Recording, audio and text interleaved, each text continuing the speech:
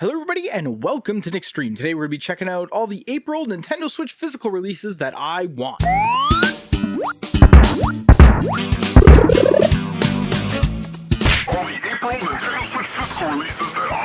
Okay, so this is all the Nintendo Switch physical releases for the month of April that I want. Starting off on April the 4th is Hello Neighbor 2. Hello Neighbor 2 is a cool free-roaming horror puzzle game where you have like this mysterious neighbor that's kidnapping children and you have to go around the neighborhood solving puzzles. It looks really cool. The graphics are decent. It is an indie game. I hear the first one was excellent. Some people aren't enjoying this one as much as the first one, but it still looks like it could be a good time.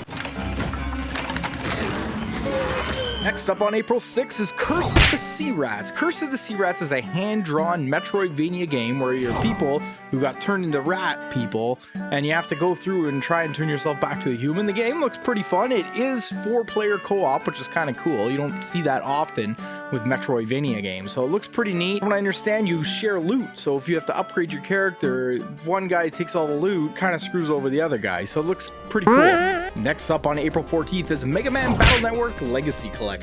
Now this is a collection of all the Game Boy Advance and Mega Man Battle Network games. I've never played these. These are a big step away from the regular traditional Mega Man games. These are actually turn-based RPGs. So if you like the traditional regular Mega Man games, these aren't really for you. Now that being said, this is a Capcom compilation release, and with Capcom releases, you have to be careful because a lot of times they do not include all the games on the cartridge. They'll include half the games as a download code. I'm not sure if that is the case with this, but it probably is, seeing how the other Mega Man collections released like that as well. 10 mainline games in the Mega Man Battle Network series are coming to Nintendo Switch. Next up on April 21st is Prodeus. Prodeus is an awesome, cool-looking, old-school, early 90s 3D first-person shooter. It looks like Doom and Duke Nukem, all those type of games. It's got more real 3D graphics than the fake ones that you were used back then. This game looks cool. It looks like it's a real take on Brutal Doom, which is my favorite mod for Doom. If you haven't seen Brutal Doom before, go check it out. Now, this game is a level-based first-person shooter with quick action, and you run through the levels. I hear it's a lot of fun, and that's why this game is the Nick's Stream Pick of the Month. Next up on April 25th is Afterimage Deluxe Edition. Now this is another Metroidvania game, but this one looks absolutely stunning. Gorgeous graphics. All the environments look very stunning and really draw you in. So I'm really excited about this one. I really appreciate this game's visual style. Next up on April 27th is Bramble the Mountain King. This is a very cool atmospheric action adventure game. It looks very similar to Little Nightmares, where it's kind of like horror themed. It looks really cool, really creepy. It looks like it sets up an environment where the only lighting is like the moonlight shining through the trees, so it sets up a very creepy environment, and this game looks really cool, and I'm super excited for it. Next up on April 28th is the Pathless. The Pathless is a cool free-roaming game where you essentially free run to everywhere you gotta go. When I mean free run, it almost looks like an endless runner, but it is not. And how it works is you run, and then there's these things you shoot with your arrows, and if you shoot them, you get a speed boost, and you just keep going, and that's how you get from point A to point B. I believe at the heart of this game, this is actually a puzzle game, so I love puzzle games, and this should be a good, fun play.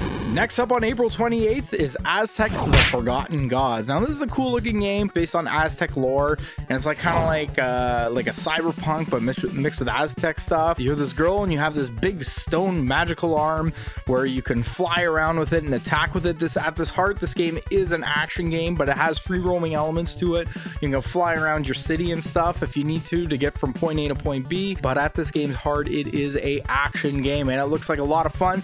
From what I hear, the big issue with this game is the camera is quite janky in it, and it'll screw you up a lot of times in boss fights and stuff, but otherwise the game looks great, and I can't wait to try it. Next up, the last thing we're going to talk about today on April 28th is the thing that everybody wants, and that is The Legend of Zelda Tears of the Kingdom OLED Nintendo Switch system.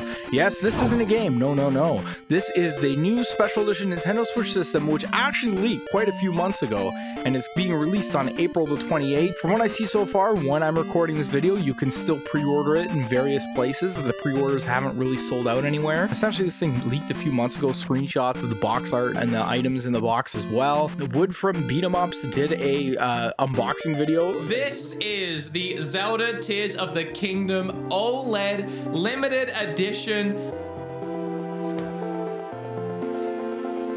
And literally like an hour after the thing got announced, he doesn't really explain how he got it, but you could tell it wasn't really through legitimate means. Obviously, the thing doesn't come out for a month and Nintendo didn't send it to him. So I don't know, this thing looks awesome. I'm still on the fence whether I want to get it or not. I'm leaning towards yes, but I'm not 100% sure. If I do get it, I'll be trading in my existing Switch, but there is rumors of a brand new successor to the Switch coming out later in the year or early next year, and it's really a hard decision to decide, well, do I want to upgrade my Switch to the OLED model now, or do I want to just wait for the next Switch to come out next year, early next year or late this year? It's a hard decision to make. Well, everybody, those are the Nintendo Switch physical releases for the month of April that I am the most interested in. What games coming out in the month of April are you the most interested in? Let me know in the comments down below. Well, everybody, if you like what you saw, hit like, hit dislike if you didn't like what you saw, and we'll see you later.